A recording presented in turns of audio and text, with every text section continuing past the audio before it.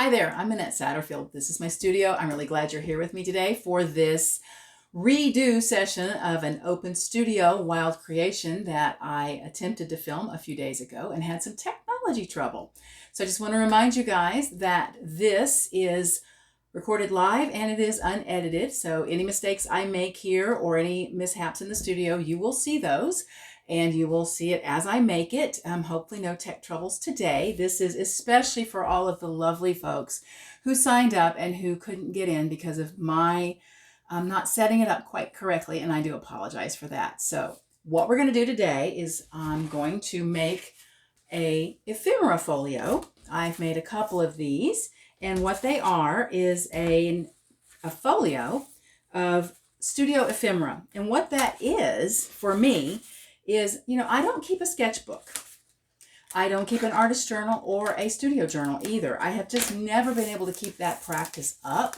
So, but what I do is I use a lot of paper in the studio as test papers, paint off papers. I will use any number of papers for testing things, sampling gel prints, any number of things like that. I'll doodle on them, I'll draw on them, I'll test colorways, and that is my ephemera. It's part of my creative practice. And what I like to do is to take that when it becomes cohesive enough, and I like to curate it into what is essentially a folio or a journal. It could be either of my studio ephemera. And I really enjoy making these, and I enjoy making them so that they are, and I wouldn't call it thematic, but certainly curated together to be a cohesive unit. And I enjoy that because it helps me actually finalize my creative practice. So in some ways, even though I don't keep a sketchbook,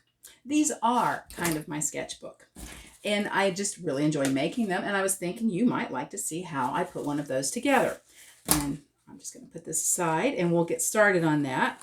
And they vary. It does not, there's no formula for this. There's just whatever's loose and here and available in the studio. And it's really a factor of what I've been working on. So what I'm going to start with is the cover. And the covers, I left those over here, the covers are generally a little bit thicker piece of paper. I tend to do these sketches and studies on all kinds of paper. I do keep quite a bit of paper. I've got large sketch paper, large format, watercolor, small format, but I like to use 9x12 watercolor paper as my covers for these. That's what this is. And you can see the two sides are very different. I was experimenting with some white glaze on this one. That's why it's a little milky looking. I was trying to knock back the dark and the patterning a little bit. And then even after I did that, I went back with paint markers to see how that looked. A lot of times what I'll do is I'll test colors on these, or I'll test a glaze that I might be using, or the paint markers themselves, which we're going to use some more of those later. But to start with, this is the first step is I just go ahead and fold the cover in half. Nothing fancy there. It's just folded in half, because what I'm going to do is then I'm going to make the ephemera to fit inside of it. And there's a couple different ways that I might do that. Sometimes I use a paper cutter, which is one of those large guillotine paper cutters. But I'll be honest, I'm a little bit afraid of using that while I'm talking to you, because it's a dangerous tool and you can lose part of a finger. And I like to pay attention to what I'm doing, and I'm afraid I'll be a little distracted. So I'm going to tear the paper, which is actually what I did in these journals, which is it tears down a sheet of paper so it has this lovely edge. And I do that with this ruler, which is a decal ruler. And you can see it's got this edge. And I have several patterns of these. This is the one I like the best because it's the one that's the most raggedy looking. And I really like that look because I just like the look of torn paper. And I like this exaggerated edge. So I'm going to use this decal ruler. And I'm going to take these sheets and I like to pick them so that they relate in some way to the color of the covers, because sometimes these can be very different depending on when they were made. That's nice, but the back side is a little bit blue, so we're going to set that one aside, because what happens is I do these just with whatever I happen to be making in the studio, and then they sometimes look very different. That one looks nice. I like that. That's how this one looks. I love this white. Again, I was experimenting with this white glaze effect, this knockback effect, especially over dark. I really liked how that turned out. That's probably going to show up in some finished art at some point. Looks pretty nice. That's good too. I like that one. Now here's one last one. This one has seen a little bit more action here in the studio. I did a lot more on this one. And a lot of times what these are is I lay them down on my work table and I use them as blotter papers or papers to paint over things and smear or roll a brayer out. And so this one is just a little bit more textured. I think I like those other two a little better, so we're going to save those for another journal. And what I'm going to do, the very first thing I'm going to do is figure out how to get this in there in the most effective way. Oh, you can see here on the back, there is some brayer work and a stamp. Or that's a gel print, I think. But so you can see how I've been experimenting here. So am I going to fold it this way? I can fold it this way. I can fold it. I think I'm going to fold it this way, but I'm going to, before I fold it, I'm going to tear this page down. Actually, no, I'm just going to fold it. What I'm going to do is I'm going to fold up the bottom of this so that it makes a pocket, because I have a lot of other things that I like to put inside there. And I'll explain why I do that in a minute. So then I'm going to fold this in half, like this. So basically I have a folded up bottom. This is an 11 by 17 piece of paper. And then I have it folded. So you see it sticks out a little bit. So I have an option here. I can either tear that off or I can fold it in a little bit. I think I'm going to tear it off because I really want that rough edge in here a little bit. So what I'm going to do is I'm not measuring this. I'm really not measuring this. These do not need to be perfect.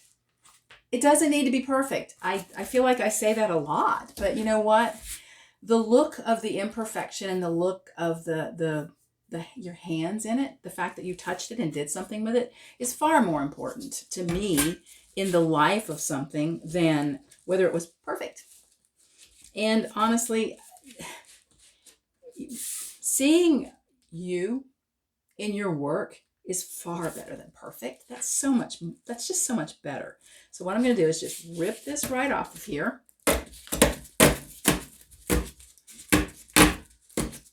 It's got 2 layers. Okay. So you can see what a nice strip that made. And I'm going to save this because I'm going to do something with it. Now I have to rip this twice because there are 2 layers here. So I'm just going to rip it again. Ah. So satisfying. So satisfying. But that's going to turn into something later. I'm going to be really pleased with that. So what I have is basically a signature that could go inside this journal. And so what I'll do now is I'm going to take this other piece of paper, because just one piece, that's not nearly enough for me. I'm going to take this other piece, and I think what I'm going to do is I'm going to tear it to fit the other direction.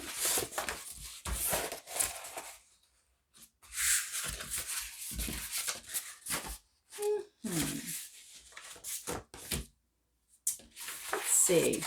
Again, I make these up as I go, so a lot of times I really am just figuring out how to do it as I go.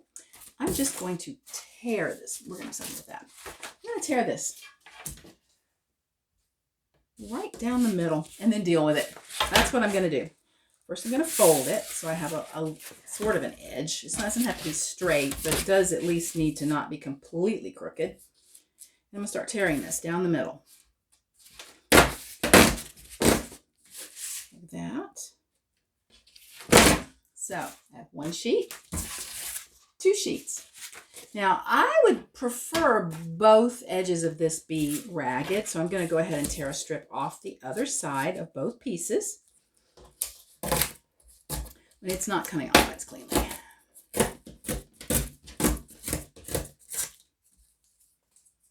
Okay. And if, you know, it didn't come quite clean, you can just, best part about tearing things is you can just clean it up. So there. I'm going to do the same on the other half sheet I have here.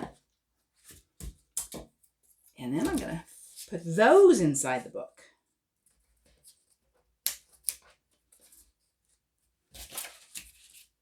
It'd be nice if they were about the same size.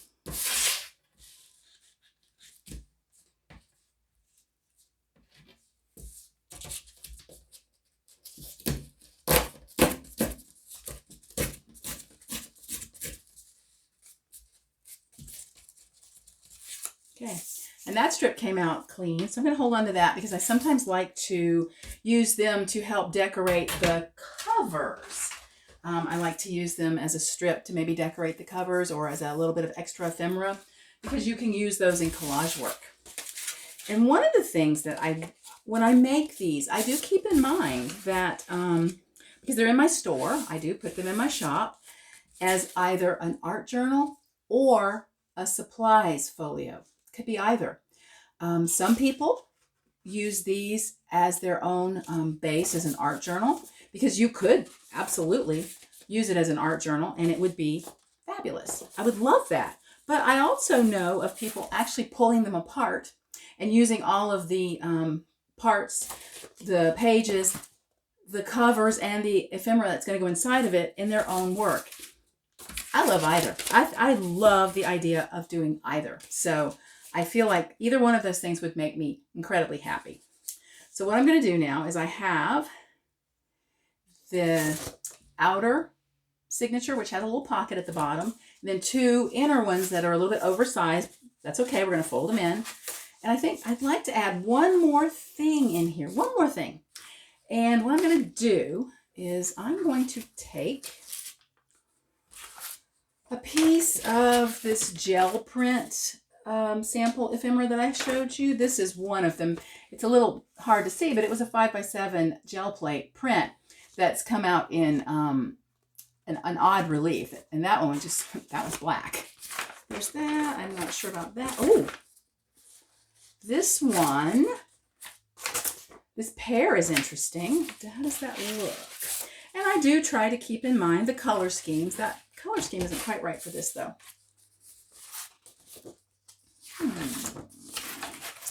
Well, I think I like this one the best because I do like the boldness of this. I think I probably did use this in a card or maybe a print. So the way I'm going to fit it in there though, because it's obviously centered and too big and all that. So what I'm going to do to make it fit and something that you could then either pull out and frame if you wanted to, or pull out and use in another piece of work. I'm going to go ahead and tear it down. And again, I have these really great torn off strips. I'm saving those. It's getting warm in here.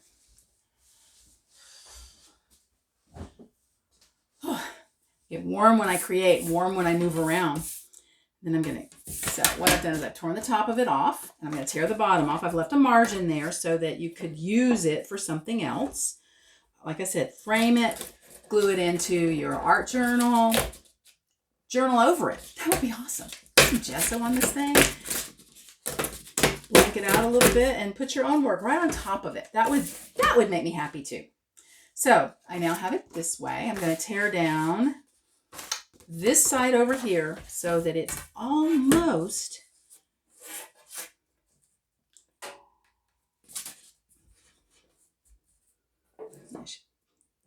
I am being reasonably careful to make a straightish edge so that I'm not causing grief for the next person to be using this ephemera. So what I've got there is I have this nice piece isolated over here, but I left this little tab or flap because that's how I'm going to bind it into the journal. So I'm just going to check that for size. Fold this over a little bit. See, I folded that over just a little tiny bit, a little flap. So I'm going to set that in the center and then try to center the whole thing up. Again, it does not have to be perfect. This gets to be a bit tricky sometimes. And then it's ready to, don't worry, we'll fix that. Ready to attach into the folio cover. Now, this is where you have options. I'm going to staple this with a saddle stapler, which is one of those long skinny staplers, or you may have, you can also buy office supply staplers that you can open up and staple. They have a pad that you can staple on, or you can just put the staples in and bend them in if you want to staple it, or you can hand bind this with pamphlet stitch. And the reason I staple it is because I am making it to be pulled apart for the person who wants to use it as their own ephemera. So I actually am doing it to be pulled apart, but it also will. So that's why I'm stapling these, because I do like them to be useful in multiple ways for the people who are getting them. Because like I said, it just makes me happy to know that these things are going on to have a bigger creative life. That really, really, I feel like it's a wonderful collaborative thing. And it sort of completes the creative cycle for me and turns it into a sketchbook that perhaps I'm not the one who made the entire thing, but it's here. Now let's fix these little parts that stick out. Now I didn't tear them earlier and I was going to fold them. I'm thinking now I'm just going to tear them and make them equal with the rest of the book, because I think it would just look a little better that way. And we'll just tuck them inside the pockets. So again, tearing it down. And there is no, like I said, no precision with this, no perfection required. And we just get that just beautiful torn edge. And here's something, you see, the edge of this piece of paper was just an edge. I mean, it was just an edge. But now, with all of this beautiful texture and the way it's been cropped down so that really you're just looking at just these few strokes, the color combos on that are really quite attractive. And this could be the start of a painting or a collage or an art journal page or any number of things. It's amazing what simply reformatting, some people like to call that reframing, what you're looking at or your work will do for you. I mean, you can use that idea when you're not liking something that you're looking at. Well, think about it in a different way. Crop it, make it small, tear it apart. Go ahead, tear it apart. It's not gonna hurt anything. I mean, honestly. So what I have now is I have the base folio. It's got the cover and these interior pages that are very textured and very tactile. A couple pockets inside there, a few small pages that flap out. This piece that can be a centerpiece. You could pull it out. You can leave it in there. You could do something with it. You can journal on the back of it. And again, another pocket. So let's add a few things to those pockets because, I mean, my goodness, why would I not? One thing I like to do is, let's do it with this, is some of these strips, this one I like to punch holes in them. I use hole punches. That one's too big. I have them in several different sizes. So what I'm going to do is, this one is an inch. So what I'm going to do is I'm just going to use the inch hole punch and I'm going to punch holes in this. Now these punch outs I also use. I'll show you what I do with those in a sec. There. So what I just did is I created a piece of my own punchinella, which is going to go in one of the pockets. And I also have all of these little holes. And what I do is I keep a container of punch outs. I punch them from different pieces of paper sometimes, in just different colors. Sometimes I don't punch them. I cut them in unusual shapes and odd sizes because that can be as attractive as punching or as tearing things down. You can really make some interesting shapes. So what I'm going to do is take this piece that I tore, which has this on the back, and I'm going to do that very thing with this one. I'm going to cut some blobby shapes, just essentially blobby shapes. That's all they are. Long ovals, not quite round rounds, just awkward shapes. Again, it's not perfect. I like the way they look in the sense that they are organic, and I like that look. I really like that piece. I'm going to save that one. That's going inside there. So this piece, it's another one of the side pieces, but it tore. So what I'm going to do is, and this is another piece of equipment. You don't need this, but it's fun. It's a perforation cutter. This is also very dangerous. This is another one of those, it's an Alpha cutter blade with, here, let's see if I can do this without cutting my finger. Perforations. So what happens is I can cut across, say this one, a straight piece of paper, and I'm going to do it reasonably straight. This is one of those times where if it's crooked, it's fine, but I'm going to cut straight. What's going to happen, just roll across it. There. Be sure to put the blade guard back on these. You can really get a very nasty cut from those things. So, looks good. But what it does, it comes apart like tickets. You can think of this like tickets, and you can fold them up into little strips. So I put those inside there because I think those are amazing.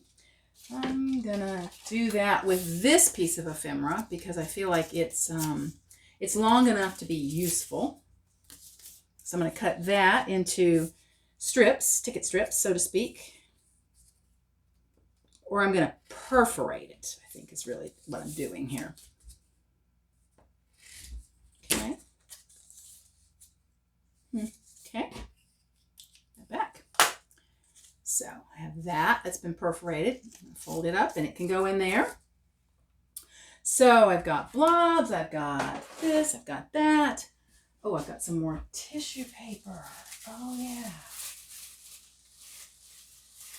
Something else I like to put in here, and this is something that I also do as part of a studio practice, is I make my own tissue paper collage papers because that's the collage paper I use the most is tissue paper. It's plain white gift tissue, and these have been gel printed.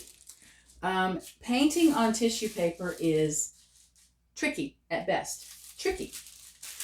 But you can gel print it reasonably successfully.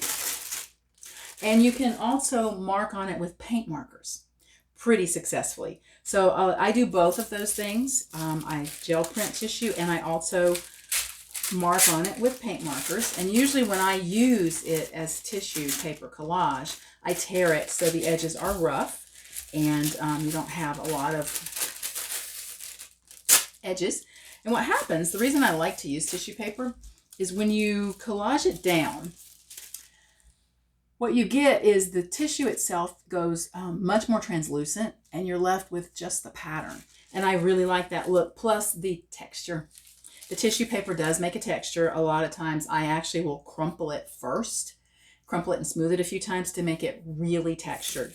So that's something I like to put in my Ephemera Folios, just in case someone wants to use them for that. So I've got a couple sheets of that. Ooh. Oh, just found that. I like that. That's a pretty piece. How about we make big punchinelle out of that? So I'm going to use a bigger hole punch. Not too big.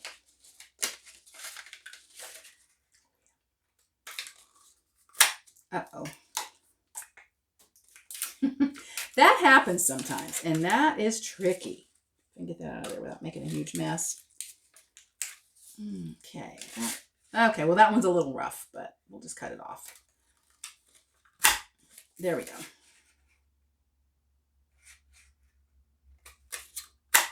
Okay. And this will be the last piece of ephemera I'm going to make to put in this, and then I'll start putting it together so you can see how that goes. Okay, well that one didn't go either. All right, so that piece didn't turn out quite so well, did it? That's okay. It's okay. It's just paper. It's just paper.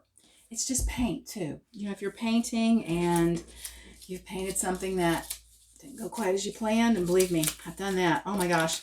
I remember one painting years, oh, it's not been that long, that it got so out of hand and so brown and ugly. I just scraped, literally, I keep a scraper in here. I scraped the paint off the surface of it and threw it in the trash can. Felt so much better after that. So it's just paint. It's just paper.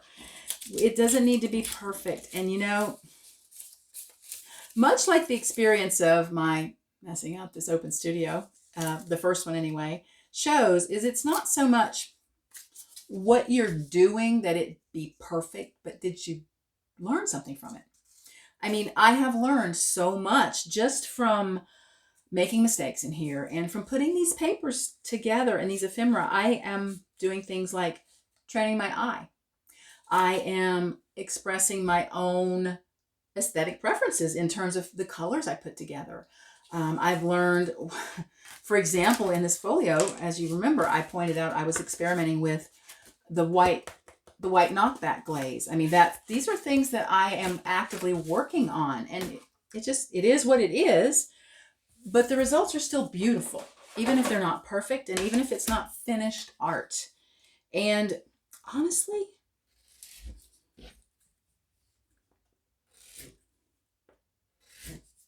I would rather look at someone's mistakes or not quite perfect work or honest creative work than I would a perfectly sterile, this is just turning into nothing here, instead of a perfectly sterile but very technically correct piece of art in a gallery. Absolutely. I would rather see someone's sketches any day than a perfectly pristine and just so painting. Now, that's not to say that you can't find paintings that are just full of life and full of the marks and the expression.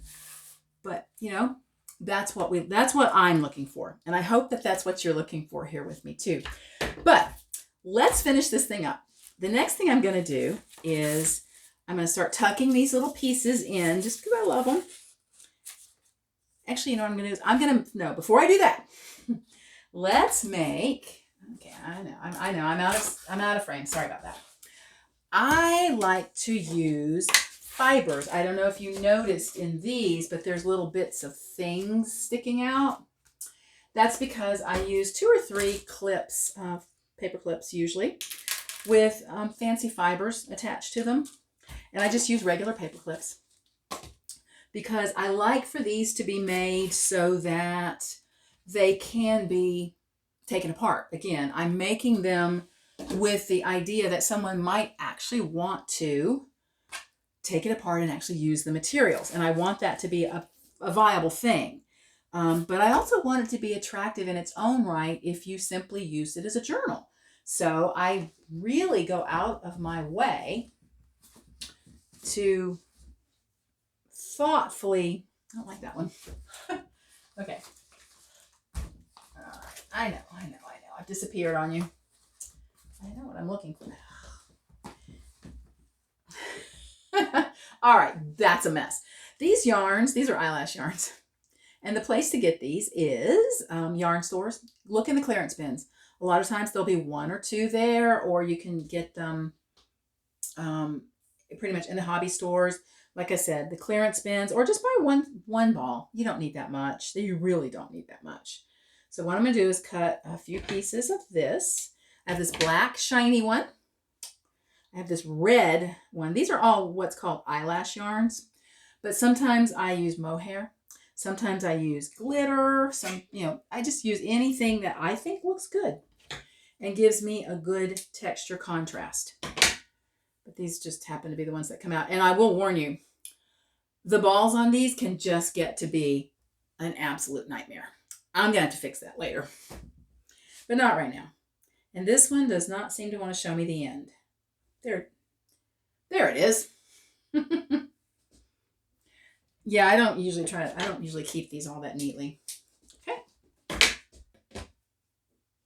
So the way I do this is I fold it in half and make a loop, and then put this loop through the paper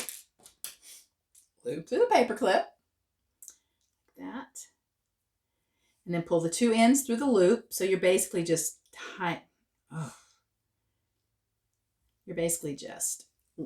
knotting it loosely onto the paper clip. Do that for all three of them.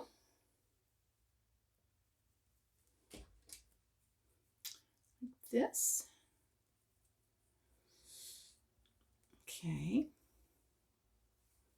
And I use paper clips because, number one, they are easy to take back apart if you wanted to use it separately. And number two, because they are easy to clip in and they hold without damaging the papers or doing anything very strange in there. So there, we have three of these. So what I'm going to do is I'm going to use these to partly attach some of my ephemera, simply because I think it'd be pretty that way. I'm going to use this one, and what I'm going to do is take my paper clip and just use it to clip a piece of ephemera to the top of this page, and then I'm just going to let the threads hang down. Sometimes I trim them so they don't hang out of the book. Sometimes I don't. It just depends on how I feel like the book is asking to be made. I don't, okay, we're just going to tear this down a little bit. I don't like the way that looked. So these get tucked in the pockets like that. And I do try to tuck them in such a way that you can find them later, because you might not be able to if they're, ooh, this is a pretty piece. This one came off whole. I like that one. And you can see, I love the way it's the different colors on the two sides. So we're just going to fold that in half and tuck that in. And here's another one of those short edges that I love the color on. That piece of paper, of ephemera paper, really had some pretty color effects on it. I really liked what I did with that. So that's, like I said, that's probably going to find its way. This sort of color is probably going to find its way into something. The sun's coming through the window a little bit more now. That happens. I'm going to paper clip this in because I like the way it looks. I'm going to put it right here because I especially like the way that color fits with this background. And these were not done at the same time. They were done at very different times. So I think that's interesting. And I'm also going to do it with the black thread so that it picks up that color. Now, one more of these little ticket things. I'll put that on this page right here with the pink thread. Actually, no. Put that up here. Okay. Okay. So what I'm going to do is just finish putting these things in here. I've got more of these circles and blobs that I punched out. And I'm just going to tuck them into the pockets of the journal, the two different pockets from the back and the front. And there we go. See, they start to get kind of full. I really love the way they look when they get full and they're a little bit puffy. I love that thing. Okay, there we go. So there, this is pretty full now. There's lots of little bits and pieces in it, lots of paper, ephemera, yarns, a gel print, some more paper, more ephemera, more yarn, more bits. So we're going to fold it all up and close it up. It's time to start closing this thing up. So we have to fold it up. Now, that's too long. So we're just going to cut them off like right about here. There. Oh, you know what? Forgot the tissue paper. Let's just tuck a few pieces of tissue paper in there because that's got to go in there too. There we go. Now, I like to use, I have clips. I find these office supply stores, right? God, love office supplies. Clips. These happen to be wireframe binder clips. I like the way they look. They're black. So I clip it on, snap it down. And the one last thing I like to add, just to doll it up a little bit, is ribbon. Sometimes I use ribbon. Today, I'm going to be using tulle because I happen to have the tulle out here with me. Let's see, what color do we want? Let's see. I've got this teal color. That one's not cutting it. And I'm actually very careful with pretty much everything I do with these. I find it's it's part of the process for me. It's part of the creative process to make sure, that one's working pretty well, to make sure that they're attractive and that they're cohesive, that they're well curated. That's important to me. So I do take my time to make sure that they look good. Oh, well, this one appears to be a toss-up between this soft pink color and this purple. Both. How about that? Let's use both. Why use one when you can use two? Okay. That happens a lot. Like I said, this is recorded live and you are seeing the things as they happen. So what I do is I twist it up a little bit and I start by centering it on the front, wrapping the back, coming around to the front, and tying up a little short bow. Okay. And that is a finished folio. It has everything you saw me put in it, and I may add a few more pieces once I open it up and see what's in it, because like I said, I sometimes make them, then go back and look at them and add a few more things. But this is an ephemera folio. It is made from my studio practice, not my sketchbooks, not my journals, because I don't do that, but I do keep a creative record. And this is my way of collecting that up and curating it into something that can be used in your creative practice, either a journal or as ephemera, or to make your own. I would love to hear about it if you do that. And again, thank you so much for being here with me, and thank you for your patience with the technical problems the last time we did this. I hope you enjoy this remake, and I hope to see you again soon.